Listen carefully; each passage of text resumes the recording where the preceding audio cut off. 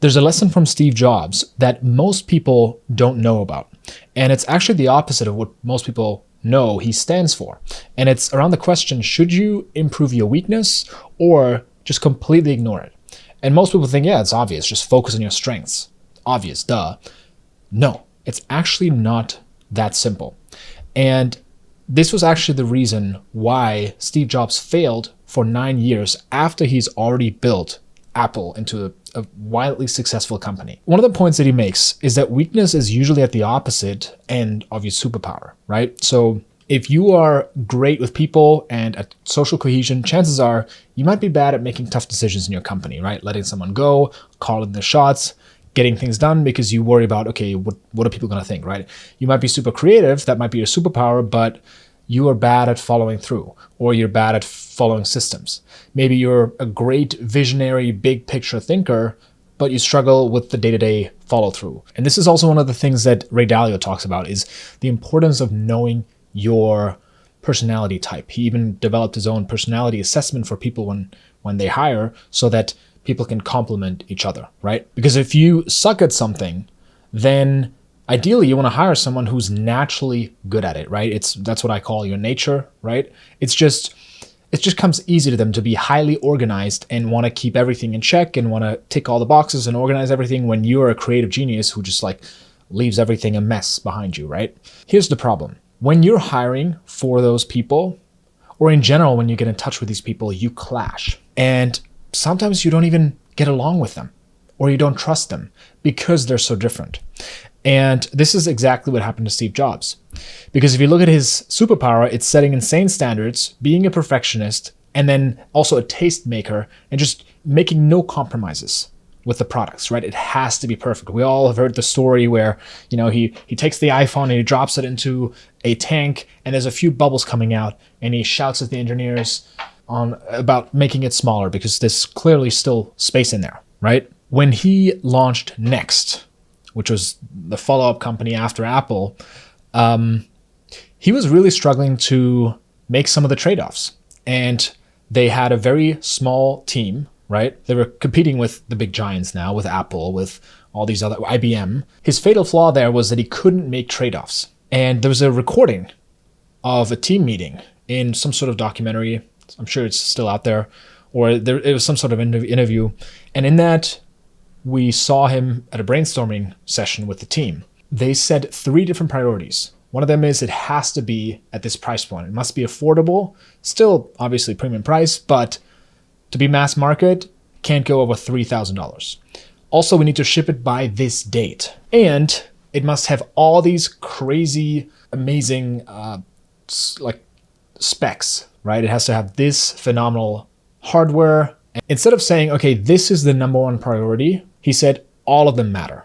And we just need to make it happen. And the reality distortion field kicked in that we all know and admire about him, right? That's what made him create the iPhone and disrupt industries and set a completely new standard that now Apple doesn't seem to be able to keep up with, right? Now that he's been gone for a long time. What we don't know is that for 9 years, they lost L after L after L.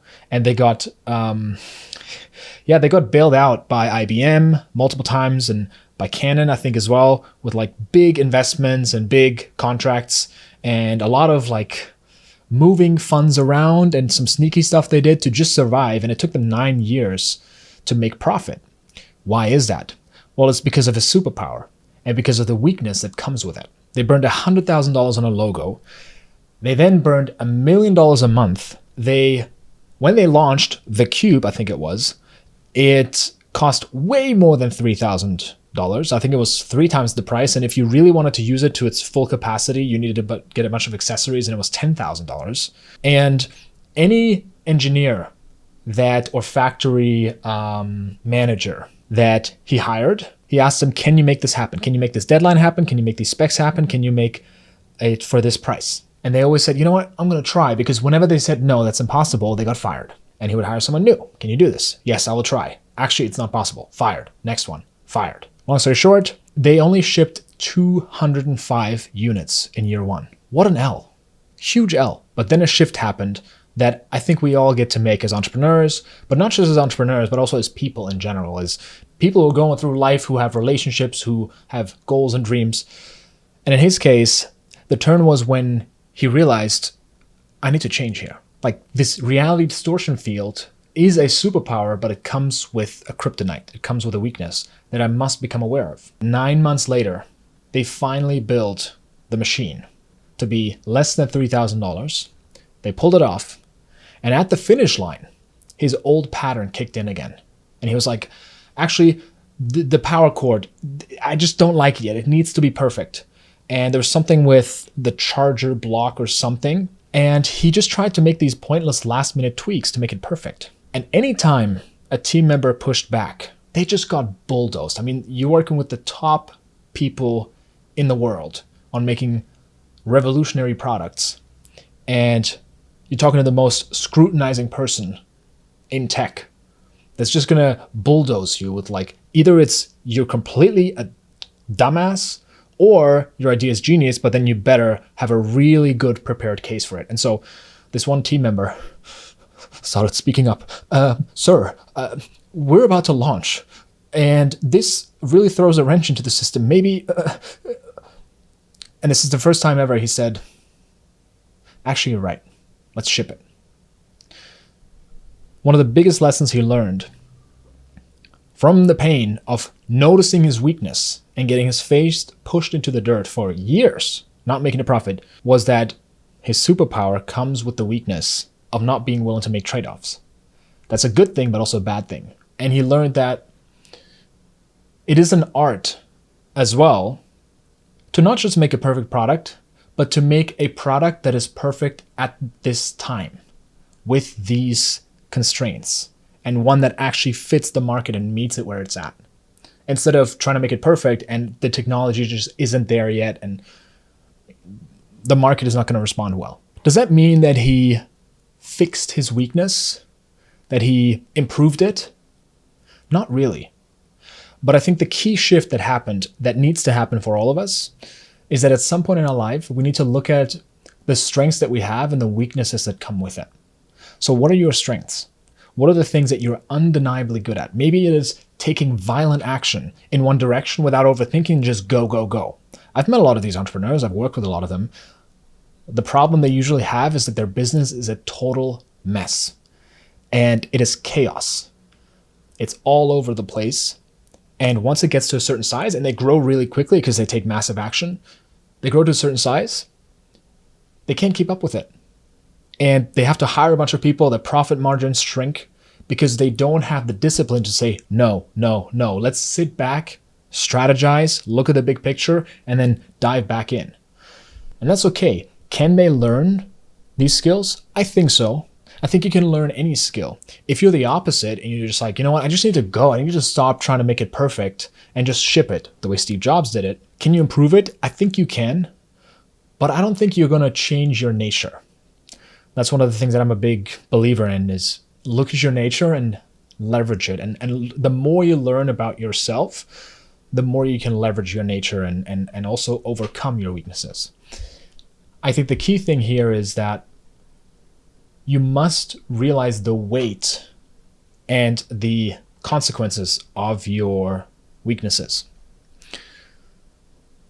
Because chances are we've been so rewarded for the strengths that we have, the quick action or the perfectionism or the great networking skills or making the harsh decisions, that we dismiss all the downsides. And when we meet someone or we hire someone who then should compliment us, we look at the way they do things and we're just like, that's wrong. That's just dumb thinking. What are you doing here?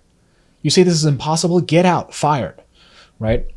And I see this with a friend of mine right now. He is one of those people who's just like action, action, action, go, go, go, go, go. Unstoppable. You cannot stop this man. And you cannot rely on him to show up on time, to be organized, to be strategic, and have really put in a lot of thought into things, right? And now he's looking to hire someone who can do the operations, who can clean up the business and clean up the mess. Problem is that he doesn't have a lot of respect for people like that. And, or I'm not saying that he's disrespectful, but he just places such a big emphasis on like, this is the way. If you're doing anything else, what are you even doing? Look at all the success that I've created. It's because of this one trait. He doesn't value and appreciate this approach of being organized, deliberate, being high on follow through, right? I talked about the Kolbe, Kolbe test in the last video. And it's very hard to hire someone when you don't see the value, the full value in them. You might see value. You're like, yeah, logically, we need someone who can clean things up, who can, run operations, who can keep me in check. But really seeing the weight and having your face pushed into the dirt for 9 years is a completely different level. You need to have that humbling experience of noticing the weakness in your way of operating to see someone else, and they don't take quick, massive action. They don't, they're not nice to people as you like to be nice, whatever your weakness is, right? They don't like to, or strength in this case, right? They don't like to do things the way you do. In fact, it's complete opposite. But you got to have almost like a reverent admiration for that. You're like, wow, that's incredible. I could not do what this person does, and it is crucial, and I will be screwed without them. Like for Steve Jobs to have a level of humility and I think maturity as well. I think a lot of that happened too when he got married, he had kids, he had a very stable home life at that point. It softened him, and it showed him the edges of his superpower. In other words, the weakness that's attached to it and the cost of that. And I think we all get to realize that. And it's the same thing in intimate relationships, right? The people that we're usually attracted to, the wife or husband, that we're so drawn to initially, it's because they're complete opposite in some area, right? If you are highly disciplined, methodical, clean, and you're very much in your head, but you're very strategic and intentional, you tend to be attracted to people with an energy that's just present, that is free from obligation, that is just in the moment, that moves like waves up and down. It's just like, just going with the flow, right? When you're like highly tactical. And they're attracted to you because you're that opposite. They're like, wow, this person has so much stability and structure. And I need that because I'm all over the place. And the thing that attracts you initially is the thing that later on can create resentment if you don't see the value in it, right? If you think your way is the right way. Like, think about it. You have, the husband who isn't reliable, and the wife keeps getting annoyed with him. Like, he always says he's going to do this and he doesn't do it. And how can I even trust this man? And he's not like, and you look at the wife and she's like, yeah, she's super methodical and everything, right? But the thing that attracted her initially to him was that he was a rock star. He was like, screw it, let's go, let's party, let's go out, let's do something fun, let's be spontaneous.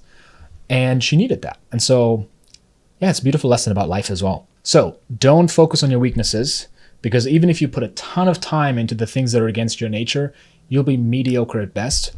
Focus in on your strengths, because that's oftentimes the bottleneck, is just do more of what works, what comes easy and natural to you that you're really good at.